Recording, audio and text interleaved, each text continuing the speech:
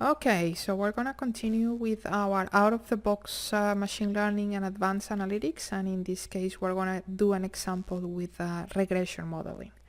Okay, so regression modeling is a technique that is going to allow us to create a multivariable model that we can actually apply to a set of data. So an example of a use case, let's say that you already have some geographical information that you can use, that you have some geology information that you can use, and that you do have some production information that you can use. And at the end, our goal is to try to predict or model that production.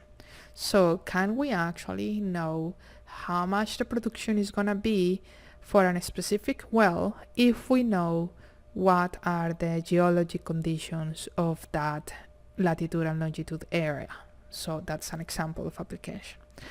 So for this exercise, go ahead and select your special data train CSV. We're going to create the model with this data set, and then we're going to apply it to this data set and compare the actual versus the modeled data. So in this case, I'm just going to say special data train CSV, drag and drop. Okay. Let's take a quick look of the data. I want to insert a data table. Okay, so what is the difference between this data set and the previous one? I do have a response column. And this response can be anything that you are trying to optimize, right? This totally depends on your use case. In this example, A, B, and C can be variables that are representing geology, and response can be a number that is representing production, for example. So I'm going to use this data, and I'm going to use this data to create a model. I'm going to use A, B, and C variables to predict response, and then I'm going to export that model from here and import it in another data set so I can actually see the results. So to do that, I'm going to go ahead and click Tools, Regression Modeling. And in Regression Modeling, I'm going to ensure that I create a proper model. So this is a workshop example. Okay? And then I'm going to use a linear regression. You have the option between linear regression and regression tree.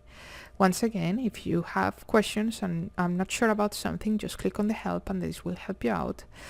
This is asking you which data table I'm using in this exercise. We only have one data table loaded, but this is good to know because you can have a dashboard that has multiple data tables behind the scenes, and you can select which one you need to go ahead and create your analytics. Okay, so response column is which is the column that you want to optimize, which is the column that you are trying to predict.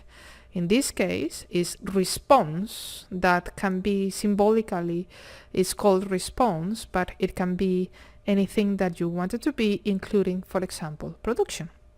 Okay, which columns are you gonna say are actually the predictors? Well, I'm saying that all of this geology has to do with my production. So my predictors are gonna be my geology columns, for example, A to C. Okay, so as soon as I select those variables, look at this. I am predicting response and I am using my variables A to C to be the predictors. So I'm just going to ahead and click OK, and notice how automatically Spotfire does everything for you. Number one, it creates the table of coefficients. Number two, it gives you all the statistics about the model itself. It gives you a picture of the residuals versus fitted, and it gives you a Pareto of the variable importance. Okay, so if you notice this specific model, for this specific model, perhaps B1 is not very important as in a variable that is actually used to be in the predictors. So in this specific case, I'm just going to go ahead and edit this model, and I'm going to review my model, and I'm going to remove B1, and I'm going to rerun it. I'm going to say OK. Notice how it reruns, and now B1 is not there, and my variable of importance has been adjusted. There we go. Okay, so now we have a model. I want to be able to use this model.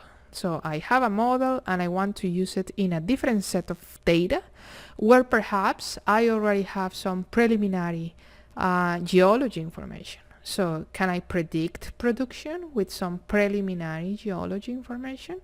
Yeah, let's use this model. So I'm going to go ahead and export this model, workshop example.rds, and it's going to be saved in a folder that I know what it is, so I can easily locate it. Saved. Okay. Now notice I am minimizing this window and I am starting with a new Spotfire window. And in this new Spotfire window, I will add the other file that I named spatial data test. This is not the train file, it's the test file. So I'm just going to go ahead and add it. As you can see, let's visualize the table. I'm going to say okay. And I'm going to visualize the table. Okay. As you can see, I also have a response here, but I didn't use these rows to be part of that model. So I pretty much split the sample in two. One half I am using to train the model, and the other half I'm using to test the model. So I'm going to test the model here. So the column response can be, for example, production. And then what I'm going to do is see how good my model is comparing with these values. So at the end, I'm going to add a new column here with a value, and I'm going to see how close that value is from this value, which is the actual number.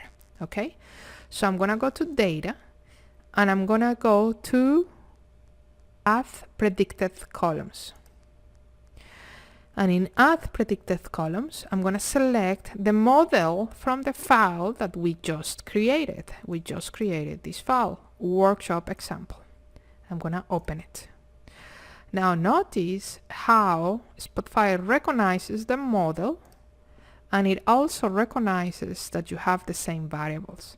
In case you have a different naming convention for the newer data or so, this is the opportunity to match the variables of the model with the variables of your data table. In this case, they have the same names. I'm just going to click OK.